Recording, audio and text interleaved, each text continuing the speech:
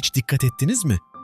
Bazı insanların yanından ayrıldığınızda yüzünüzde bir tebessüm kalır. Ama bazılarından ayrıldığınızda sanki omuzlarınıza görünmez yükler binmiş gibi hissedersiniz. Çünkü insan sadece bedeniyle değil, ruhuyla ve çevresine yaydığı enerjiyle de hayatınızı etkiler.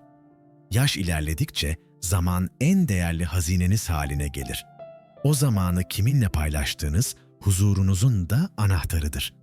Ama bazı karşılaşmalar vardır ki size mutluluk yerine yorgunluk bırakır. Peki siz hiç düşündünüz mü? Hangi insanlar size enerji katıyor?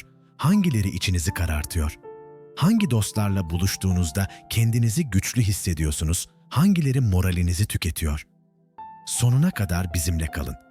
Çünkü birazdan anlatacağım 4 insan tipinden özellikle biri çoğu kişinin fark etmeden yıllarını boşa harcamasına sebep oluyor. Başlamadan önce kanala abone olmayı, bildirimleri açmayı ve bu videoyu sevdiklerinizle paylaşmayı unutmayın. Hazırsanız başlayalım. Birinci insan tipi, gerçek dost gibi görünüp sizi kullananlar. Sizi evine davet eden herkes gerçekten sizinle vakit geçirmek istediği için mi çağırıyor? Keşke öyle olsa. Ama bazı insanlar vardır. Sadece bir şeye ihtiyaç duyduklarında kapıyı açarlar. Gittiğinizde bunu çok geçmeden fark edersiniz. Başlangıçta masum görünür. Ufak bir rica. Şu formu doldurur musun? Gelmişken şu poşeti de taşır mısın? Gibi şeyler. Siz de önemsemezsiniz. Yardım etmeyi doğal görürsünüz. Ama zamanla anlarsınız ki bu durum tesadüf değildir. Her davetin ardında gizli bir beklenti vardır. Bu kişilerin ortak özelliği, isteklerini doğrudan söylememeleridir. Onları incelikle gizlerler. Kimi zaman suçluluk duygusuna sararlar. Senden başka kimsem yok. Kimi zaman pohpohlamayla süslerler. Sen olmasan ben ne yapardım? Bu sözleri duyunca kendinizi sorumlu hissetmeye başlarsınız. Bir bakmışsınız, onların yüklerini taşımak artık sizin göreviniz haline gelmiş. Birkaç haftadır görüşmediğiniz Burcu Hanım arar. Gel bir kahve içelim der. Sevinirsiniz. Sohbet edelim, dertleşelim diye gidersiniz. Ama kahve daha soğumadan şu cümle gelir. Şu perdeyi takacaktım, beceremedim. Senin boyun uzun ya, bir takıver. O an anlarsınız. Sizi çağırmasının sebebi kahve değilmiş, perdeymiş. Gerçek dostluk verip almak üzerine kurulur. Bazen siz destek olursunuz, bazen onlar size el uzatır. Ama gerçek dost gibi görünüp sizi kullananlarda denge yoktur. Siz verirsiniz, onlar alır. Siz zaman ayırırsınız, onlar daha fazlasını bekler. Bir süre sonra ziyaretlerinizin tadı kaçar. Sohbet yerine mecburiyet hissi taşımaya başlarsınız. Bugün yine ne isteyecekler acaba diye düşünürsünüz. İşte o noktada anlamalısınız. Bu dostluk değil, tek taraflı bir çıkar ilişkisidir. Peki en büyük uyarı işareti nedir biliyor musunuz? Hayır dediğinizde verdikleri tepki. Eğer bir talebi reddettiğinizde yüzleri düşüyorsa, sizi suçlu hissettiriyorlarsa, hatta darılıp küsmeye kalkıyorlarsa bilin ki mesele arkadaşlık değil, kontroldür. Bazı insanlar bunu başka kimsesi yok diyerek mazur göstermeye çalışır. Doğru olabilir. Ama kendinize şu soruyu sorun. Rolleri değiştirsek onlar sizin için aynı fedakarlığı yapar mıydı? Siz ihtiyaç duyduğunuzda aynı şekilde yanınızda olurlar mıydı? Eğer cevabınız hayır ise ortada gerçek bir dostluktan bahsetmek zordur. 60 yaşından sonra ihtiyacınız olan son şey, iyi niyetinizi fırsat bilen birinin elinde tükenmektir. Zamanınız sınırlı, enerjiniz değerlidir. Onu gerçekten sizi önemseyen, yanınızda olmaktan mutluluk duyan insanlara ayırın. Çünkü bu yıllar artık yük değil, huzur yılı olmalıdır. Hiç böyle birini reddettiğinizde size darılan oldu mu? Yaşadığınız deneyimi bizimle paylaşmanızı istiyoruz. İkinci insan tipi. Sizi sürekli kaosun içine çekenler. Bazı insanlar vardır ki onların hayatında hiç huzur olmaz. Çünkü sakinlik onlara iyi gelmez. Ortalık sakinse bile mutlaka bir kavga çıkarır, bir tartışma bulur, bir kriz yaratırlar. Siz onların evine dostça bir ziyaret için gidersiniz. Bir kahve içelim, sohbet edelim diye beklersiniz. ama daha oturmadan başlarlar. Biliyor musun? Komşu bana saygısızlık etti ya da akrabam bana haksızlık yaptı. Derken konu dallanır budaklanır. İhanetlerden, kırgınlıklardan, adaletsizliklerden bahsederler. Siz farkına bile varmadan kendinizi bu bitmeyen kavganın ortasında bulursunuz. Sizi sürekli kaosun içine çekenlerin en belirgin özelliği sadece anlatmakla yetinmemeleridir. Sizden taraf olmanızı beklerler. "Ben haklı değil miyim?" diye sorarlar. Siz onlara destek vermezseniz, tavrınızı nötr tutmaya çalışsanız bile tatmin olmazlar. Onlar için her sohbet bir sınav gibidir. Kimin yanında olduğunuzu görmek isterler. Bir düğüne gitmişsinizdir. Arkadaşınız yanınıza gelir ve söze girer. "Gelinin annesi beni arka masaya oturtmuş. Çocukları kardeşim tanıştırdı ama bana yaptığı saygısızlığa bak. Belli ki bana artık değer vermiyor. Bu bana yapılır mı?" Sonra size döner. "Haklı değil miyim? Sen olsan susar mıydın?" O an anlarsınız. Onun için mesele düğün değil, kavga bulmaktır. Sizi sürekli kaosun içine çekenler, küçük bir masa düzenini bile ömür boyu sürecek kırgınlığa dönüştürür. Eğer onların tarafını tutarsanız, size daha çok ayrıntı verirler. Başkaları hakkında dedikodular, gizli bilgileri anlatırlar.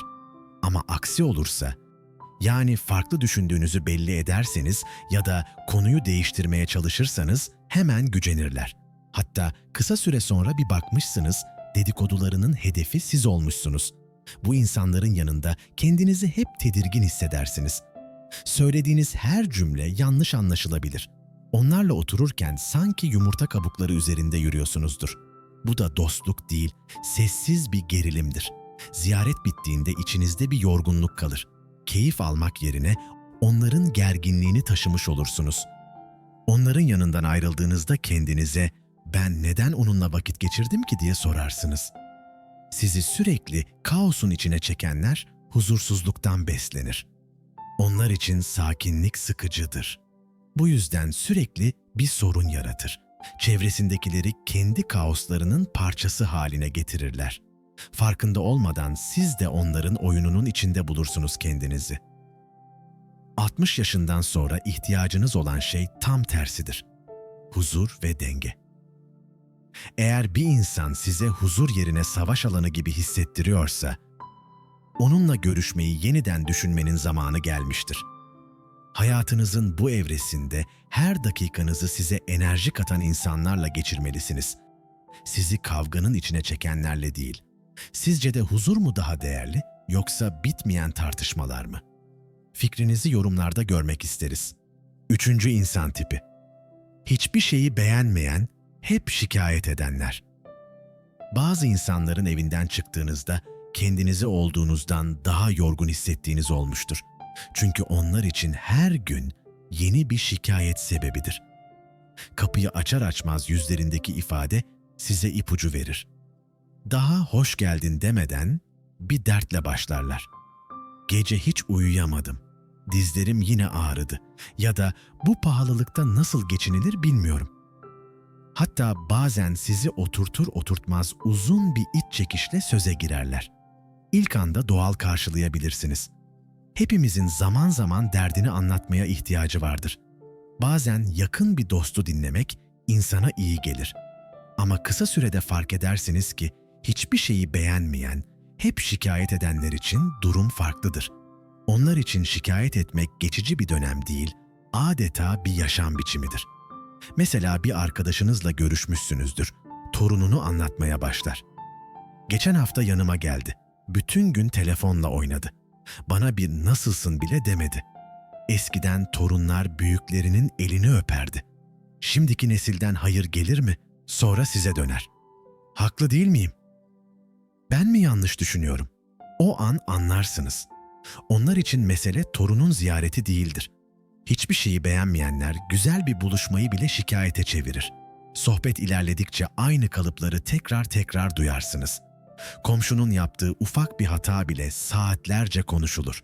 Sağlık sorunları, aile içi anlaşmazlıklar, hayatın adaletsizliği.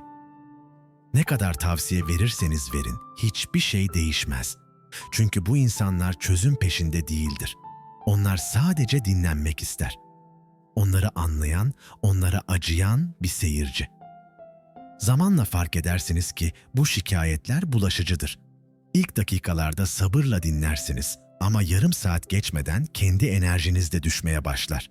İçinizdeki neşeyi alıp yerine karamsarlık bırakırlar. Evden çıktığınızda üzerinizde görünmez bir ağırlık taşıyor gibi hissedersiniz. Sanki onların yükünü de sırtınıza almışsınız. Üstelik olumlu bir şey anlatmaya kalktığınızda bile sonuç değişmez. Diyelim ki torununuzdan güzel bir haber verdiniz. Ama bu devirde gençlere güven olmuyor diyerek küçümserler. Yeni bir arkadaşlığınızı anlatsanız hemen bak görürsün, o da seni yarı yolda bırakır derler. Siz sevinç paylaşmak istersiniz. Onlar mutsuzluğun içine çeker. Hiçbir şeyi beğenmeyen, hep şikayet edenlerin bir başka özelliği de zamanı durdurmuş gibi yaşamalarıdır. Geçmişte yaşadıkları hayal kırıklıklarını defalarca anlatırlar. Aynı olayı farklı kelimelerle tekrar tekrar dinlersiniz. Siz de farkında olmadan kendi moralinizi kaybedersiniz. Bazen içinizden onlara destek olmak lazım diye düşünürsünüz. Ama burada ince bir çizgi vardır. Bir insanı zor döneminde dinlemek ayrı şeydir. Sürekli negatiflik yayan birinin hayat tarzına ortak olmak bambaşkadır. Birinde iyilik vardır, diğerinde ise kendi huzurunuzu feda etmek. 60 yaşından sonra zamanınız her şeyden daha kıymetlidir. Bu yıllarınızı sürekli olumsuzluk içinde yaşayan insanların gölgesinde geçirmek zorunda değilsiniz. İyilik yapmak başka şeydir. Başkasının karamsarlığında boğulmak başka. Şunu kendinize hatırlatın. Her buluşmanın sonunda nasıl hissettiğiniz çok önemlidir.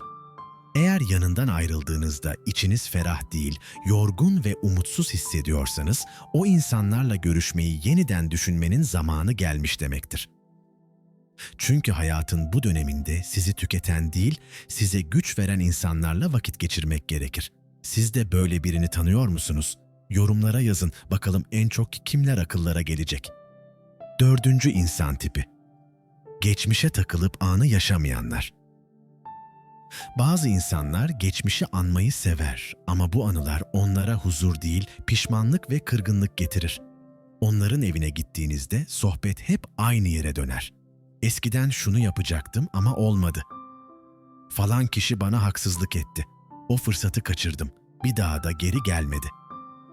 İlk başta sıradan bir hatırlatma gibi gelebilir. Sonuçta herkes geçmişten bahseder. Ama kısa sürede fark edersiniz ki bu insanlar için mesele sadece hatırlamak değil, yaraları tekrar tekrar kanatmaktır. Her konuşma eski dertleri yeniden yaşamanın yoludur. Bir süre dinledikten sonra onların ruh hali size de bulaşır. Yıllar önce kapattığınızı sandığınız defterler aklınıza gelir. Unuttuğunuz pişmanlıklar, eskide kalmış hayal kırıklıkları zihninizde canlanır. Farkına bile varmadan onların karamsar gözlüğünden bakmaya başlarsınız. Geçmişe takılıp anı yaşamayanlar sadece kendi duygularında kalmaz. Sizin bakış açınızı da etkilemeye çalışırlar. Eskiden her şey daha güzeldi, şimdi hiçbir şey kalmadı derler. Bu devirde mutluluk olmaz diye eklerler. Eğer bu sözleri içinize alırsanız bugünün değerini göremez hale gelirsiniz. Mesela sohbet tam keyifliyken birden söze girer. 1985'te şu arsayı alsaydım, şimdi servet sahibiydim. Ama fırsatı kaçırdım. Hayatım öylece gitti. Aradan yıllar geçse de aynı cümleyi tekrarlar. Hep aynı pişmanlığa döner. O an anlarsınız. Onlar için bugün yoktur. Geçmişe takılıp anı yaşamayanlar bugünün değerini görmez, hayatı keşkelerle tüketir. Oysa gerçek farklıdır. Hayat her yaşta yeni güzellikler sunar. Yeni dostluklar kurulabilir, yeni anılar yaşanabilir. Mutluluk sadece geçmişte kalan bir şey değildir. Ama geçmişe takılıp anı yaşamayanlar bunu görmek istemez. Onlar için en iyi günler çoktan bitmiştir ve geriye sadece kayıplar kalmıştır. Bu insanların evinde fazla zaman geçirdiğinizde siz de aynı inanca kapılabilirsiniz. Bugünü yaşamak yerine keşkelerle oyalanmaya başlarsınız. Oysa 60 yaşından sonra ihtiyaç duyduğunuz şey, geçmişin gölgesinde yaşamak değil, bugünün ışığını fark etmektir. Elbette herkesin zor anıları vardır. Kimi zaman geçmişi konuşmak insana ders olur. Ama arada büyük bir fark vardır. Anıları paylaşmak başka, onlara saplanıp kalmak başka. Biri sizi zenginleştirir, diğeri ise tükenmenize yol açar. Unutmayın, hayatınızın bu döneminde çevrenizde olmasını istediğiniz insanlar hala yaşama sevinci taşıyan kişilerdir. Size kayıpları değil, imkanları hatırlatan dostlardır. Geçmişi değil, bugünü değerli kılan insanlardır. Siz de böyle geçmişe takılıp kalan birini tanıyor musunuz? Yorumlarda paylaşın. Belki başkalarına da ışık olursunuz. Bugün belki de çevrenizde her gün gördüğünüz ama fark etmediğiniz 4 insan tipinden bahsettik. Belki siz de düşündünüz. Hayatınızda kimler var? Hangi evden çıkınca içiniz daralıyor? Unutmayın, 60 yaşından sonra her dakikanız çok kıymetli. Başkasının şikayetlerini taşımak, sürekli beklentilerini karşılamak ya da onların kavgasının tarafı olmak zorunda değilsiniz. Siz, sizi gerçekten anlayan ve yanınızda olmaktan mutluluk duyan insanlarla vakit geçirmeyi hak ediyorsunuz. Şimdi sıra sizde. Yorumlarda kendi deneyiminizi bizimle paylaşın. Belki sizin anlattığınız bir şey başkasının hayatını değiştirecek bir ışık olur. Ve eğer bu videoyu faydalı bulduysanız beğenmeyi, abone olmayı ve sevdiklerinizle paylaşmayı unutmayın. Hayatın bu döneminde her günü huzurla yaşamanız dileğiyle. Bir sonraki videoda buluşmak üzere.